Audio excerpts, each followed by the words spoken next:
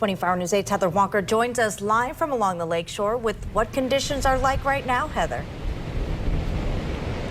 This is quite a scene out here. Water has been rushing over the railing into the walkway and onto this parking lot. We're actually in Fisherman's parking lot right now. This is a restricted area, but public safety has escorted us out here to report tonight. A much different scene from yesterday. This was actually open to the public yesterday. This walkway here was dry as a bone. Tonight it's turned into what looks like a shallow river. Wind has picked up, waves have picked up. Right now, Storm Team 8 app says we're looking at about 25 miles per hour for wind. I'm bracing myself against it. And lots have changed in just 24 hours. I'm joined now by Public Safety Sergeant with Grand Haven, Sergeant Tomes.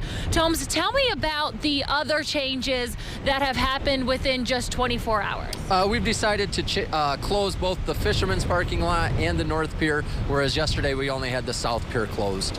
And decision because of the weather? Yeah, due to the waves and making it completely unsafe for anybody to be out here.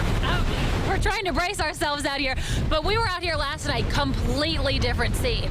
Yes, the waves, I mean, you can see they're coming way out onto the boardwalk, whereas yesterday it was pretty much just on the pier.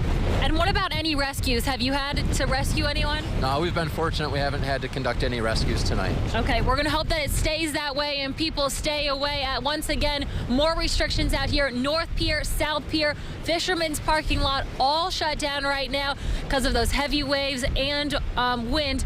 The worst of this storm still yet to come. Stay with Wood TV 8. We're going to keep you updated.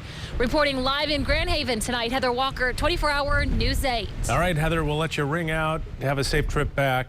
Thanks for that live report. Again, we've set up a photo gallery of some spectacular waves. You can find some of those images over at woodtv.com.